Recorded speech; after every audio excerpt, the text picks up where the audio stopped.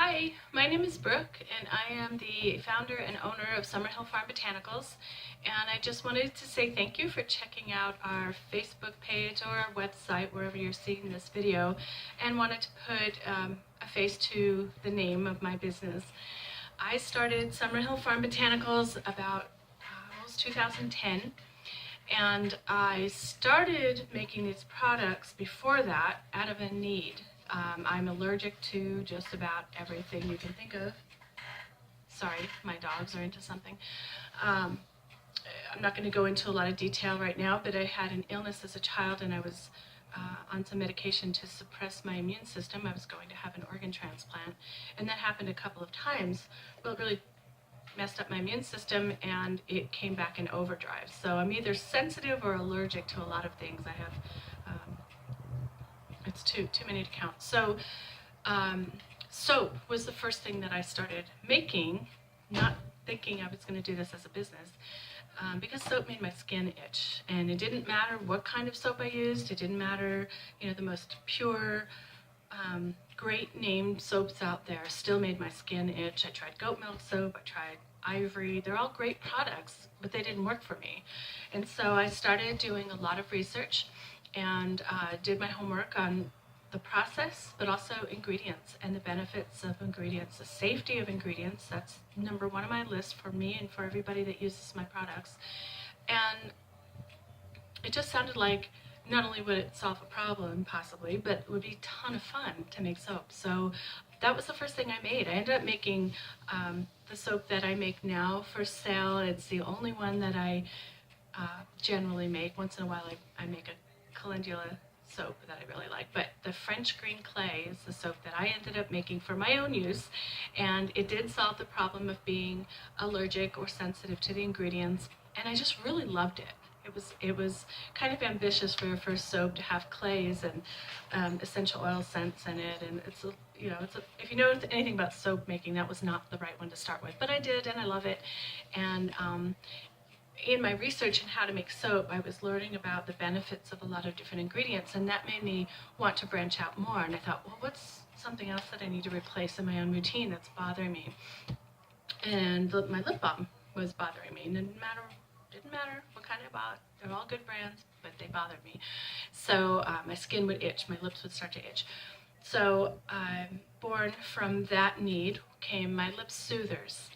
And originally I made them with beeswax. We have honeybees, and so we have wax. But sure enough, even that I became sensitive to. It ends up the propolis and the beeswax was bothering me. Go figure, right? So my current lip soothers that I sell now is made with a plant-based wax called Candelilla wax, which is tricky to work with, but once you master it, it's pretty good.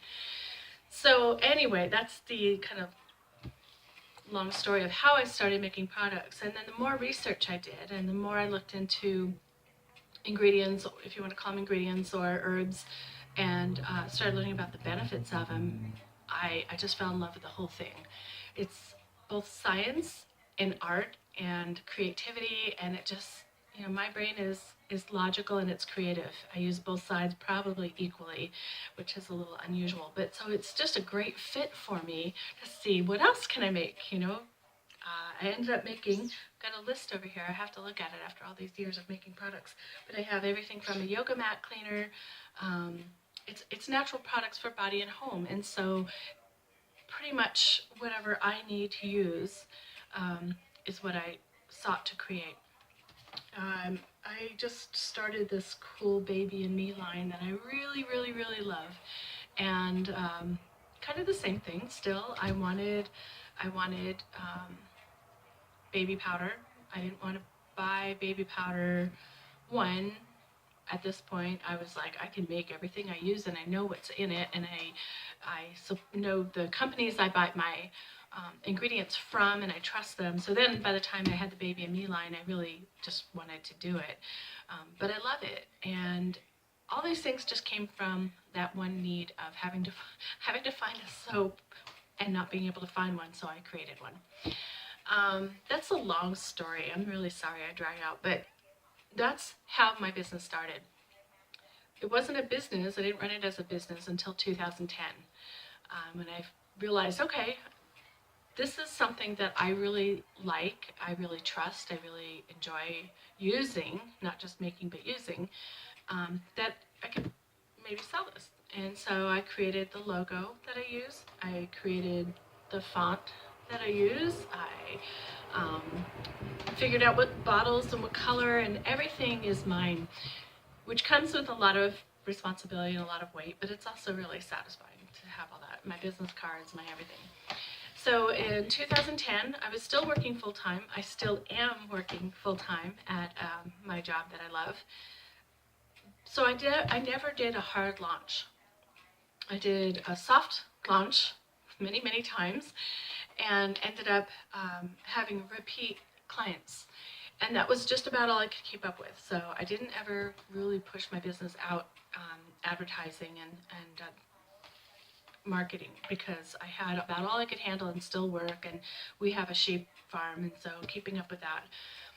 Then in 2012, I believe it was, my daughter works for one of her jobs is working at a low-cost spay and neuter clinic, and they also adopt out cats, and they have a thrift store. So between my daughter's connection that she works there and a really dear family friend who also works there, Donna, I was able to sell my products at the thrift store, consignment, and then donated 70% of the profits back to Animal Save. And so it worked for both of us. It got my name out there. I got to test drive it, I guess, with clients, not just people I knew or repeat clients, not just family. And it was really, really good, valuable feedback that I got, and see what sold and what I wanted to tweak. Sadly, it became popular enough and my sales were increasing enough that I couldn't keep up with the sales and still work my full-time job that I love. So reluctantly, after realizing that it was causing too much work for the ladies that run the thrift store, I decided to pull my product. I still kind of regret that, but there isn't anything else I could do. Working full-time, going back in to make inventory, some things sold faster than others, and I wasn't able to get in to make more product for them. I needed to do that, but it was an invaluable experience. I'm grateful to Animal Save to let me sell the products at their thrift store, and I just realized I have hay in my hair. Sorry, I just came in from feeding the sheep. Sorry about that. Anyway, I'm really grateful, and it was a great experience. So I had my products for sale there a couple years, and I think until 2014 or 2015. So fast forward to now, we're just entering 2019 in a week, less than a week, and my daughter, who's now an adult and very, very capable adult, has graciously offered to handle my marketing and processing the sales, and I can focus just on creating my products that I love. I think I can do this now, time-wise, having her help. So I'm ready. We're putting it out there, and it will be products will be available online, both through our farm page and a Facebook page, but purchasing, I think, primarily will be through the farm page at Open Herd, and our farm name is Summer Hill Farm. And I'm excited. These are products that I love, and I'm the guinea pig first, and after, I can't tell you how many hours and hours and hundreds of hours of research on safety and effectiveness of the ingredients. I also have taken classes at the Herbal Academy of New England, which is great if you want to take formal classes and learn how to work with herbs, and they go into business classes, so you can learn how to do this as a business. It's a great, great school. And so I think now is the perfect time to do this, and having my daughter's help is going to make it possible. So thank you. I just wanted to introduce myself and tell you a little bit about the start of my business, and I welcome you, and I hope that you try some of the products that we offer. So that's it. May pop on here later on with some more information, but until then, have a great new year, and thank you so much for looking at our page. Take care.